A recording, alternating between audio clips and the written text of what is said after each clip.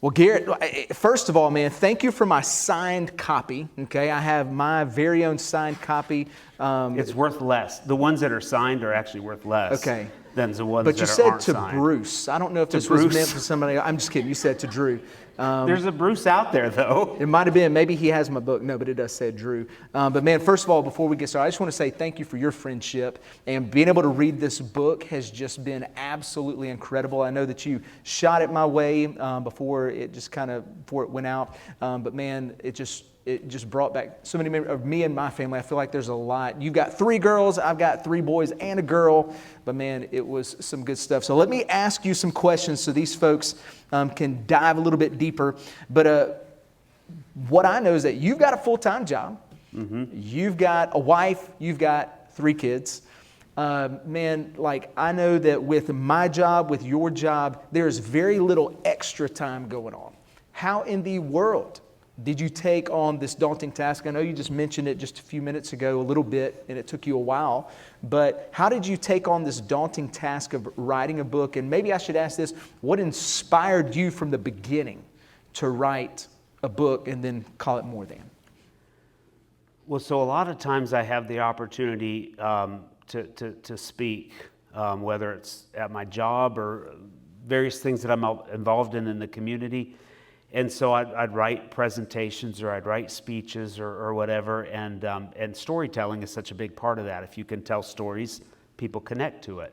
And so as I would write, and I really, I just started to see themes emerge in my writing, and I thought at the same time I was thinking about that kind of that more than concept. As a photographer, I really wanted people to know that everybody's beautiful, everybody has something to offer.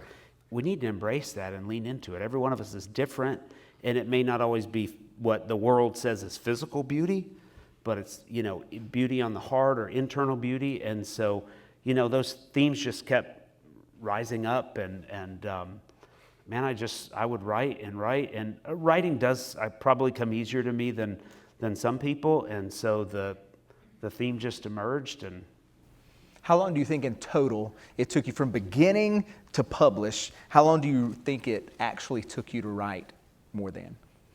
I would say probably off and on, but I would probably say six or 7 years. Yeah. Well, let me tell you this. I don't know if y'all have read it yet or not, but it is worth every single second that you spend in reading this book. And if you have not read it, you're going to enjoy every bit. But I know that you talk about loving to read. I was a high school math teacher, and so when the word problems came my way, I'd kind of skip them a little bit. But reading is not necessarily one of my favorite pastimes. But this book, I read here and there. But this book was just so special in how it connected, and it's one of those what I call a quick read, because once you get engaged from the very beginning, like I don't want to stop. Like when my time to stop comes, I just want to keep reading. So for you, as a reader, what types of books do you like to read? Like I'm a leadership guy, I'm a highlighter in my book. What are you? I'm a highlighter in my book. Okay. I love leadership books. I love I guess they're called self-help books, and I probably do need a lot of self-help. We all do, man. But I prefer to call them inspirational books. So some of them are, I like faith-based books, but also just leadership books in general. I love anything by Donald Miller. I really enjoy John Acuff, his spiritual flavor that he puts into his books, but also a lot of humor. Bob Goff is just... he's probably I shouldn't say I've got a favorite, but he might be, I connect with his reading so much.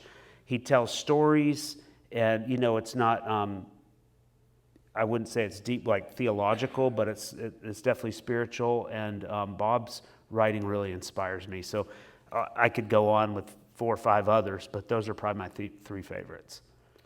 Well, in your book, as we've mentioned, you shared stories from when you were a kid. You share stories about your kids And man, I can relate. I say with our family of 6, we have 4 kids, it's a circus, man, but I love our circus. Like there's always an act going on somewhere in a room or whatever it might be, and there's different performers. You got older brother, younger sister, all that stuff going on.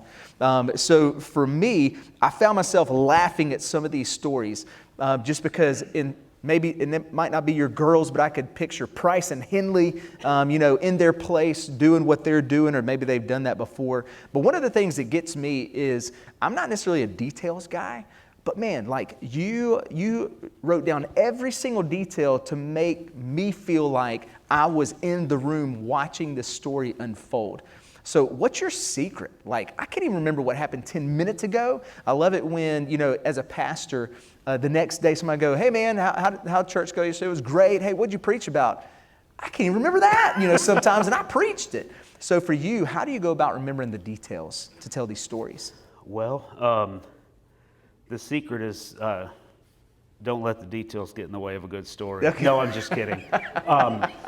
No, I mean, a lot of the stuff I'd been writing for a while, but some of the stuff where I looked back on life, I'm very much a reflective person, and one of my favorite things to do, my aunt's sitting over there and she'll laugh at me and so will my wife, but I love to mow the lawn. And when I sit on the mower, yes. I think and think and think. And yes. when I was a teenager, I worked on a golf course, and there's a lot of lawn to mow when you work on a golf course.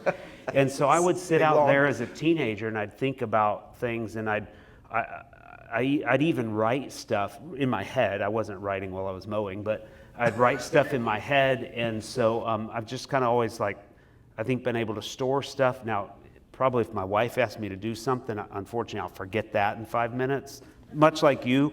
But no comment. I know. But, yes. But anyhow, I've just kind of always been able to think through the details, put them together to create a story. And so it was fun to kind of retrospectively, look back and tie things together.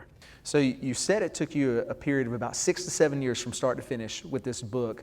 What did you learn through the process? You said there were late nights. You kicked your wife out of the bedroom and you locked yourself in. That's what I heard. I don't know about y'all, but that's what I heard. And so you locked yourself in the bedroom to write. But what did you learn through this process of writing? Coach Clay Stevenson from Calhoun asked me to come and talk to the football team a few months ago, and that was such an honor to talk to the guys. And I talked about falling in love with the process. If you fall in love with the process of something, the results will take care of itself. That's right. Whether it's writing a book, whether it's exercising, so I want to lose weight. Okay, so how am I going to get there? I create a process. And if you stick to that process, the results just automatically happen. And so, yes, to me, the result of writing a book and then publishing a book was a big deal. It was something that I really, really wanted to do. But I told myself if I just did this and this and this, then it would happen. Yeah. And I had a goal of 60,000 words. I figured that would be about 200 to 220 pages. And it ended up being 260, so... Overachiever, man. That's what you are. Yeah. Once in a while. Lawn mowing and writing. That's right, man. I am with you on the lawnmower. Any other people out there, lawnmower thinkers? Okay, like my kid, I have a 13-year-old now, and he's like, Dad, let me cut the grass. And I only give him like this much to cut because he's stealing my joy. Like I want to cut the grass so I can think. That's my thinking So are time. you moving to a bigger yard or a smaller No, that's yard? what I'm sad about. Like I'm going to ask my neighbors if I can cut their yard. You could come up to Calhoun and yes, mow, I need but then to you'll be mow. stealing my joy. Yeah, I will. Yeah. So I don't want to steal your joy, man. Maybe there's a neighbor that might need their yard cut. Well, I want to read just a short section of your book, okay. Just kind of like you did, and then ask you a question. So Not the same section? Not the same Okay, section. all No, right. I would not. I was hoping that you weren't going to read the same one that I did. So I was glad that you read page 14. I'm going to be on page 6 is what I'm going to be. And it says this. It says, who am I? I'm a husband to my wife, Joy. She loves me beautifully, and after a quarter of a century, I still can't figure out why, but I'll go with it. I'm a father to 3 strong, beautiful, spirited daughters, and most importantly, I'm a child of God. And during my reflection, I realized the less than perception we often have of ourselves is contrary to everything God stands for and every promise He's ever made. If only we could see ourselves through His eyes. If only we could see why He loves us and how He loves us, I think everything would change, especially how we feel about ourselves. But the truth is, when you think you're less than, God says you are more than. When you think you are less than, God says you are His. Oh, how I love you beyond your wildest dreams, God says. Make no mistake about it. I wish you could see yourself the way I do. I wish you could see yourself the way I created you.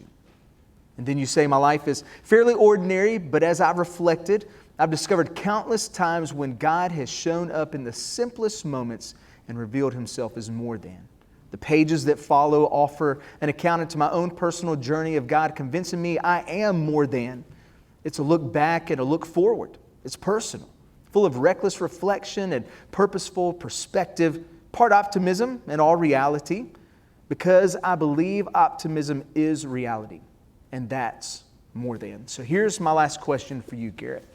What do you hope that people get out of this book when they read More Than? I just hope that people realize how valuable they are. I don't know if it's coincidence or not, but May is Mental Health Month. You know, I work at the hospital, and so we keep track of all the months. There's a lot of months. There's 12. There's 12 months, but there's a lot. Same 12 months. Every year just keeps repeating itself. Yeah. There seems like there's more than 12 at the hospital. Agree. Maybe more days in a month. Yeah. Yes, hours in a day. But it's mental health awareness month. And, there's been times when I felt down. There's been times when every one of us has felt down. And if you can just step out of that and look back and see how God has led you, how God has loved you, how your family or your friends have loved you. Now, life's not always going to be easy. We're going to all face challenges. But God makes it so clear, like the passage that you just read, and that's the first time anybody read that to me. It felt pretty good. Let me read it again? Yeah. Right. You read it to me every night over the phone. I mean, you're more than. I'm more than. You're more than.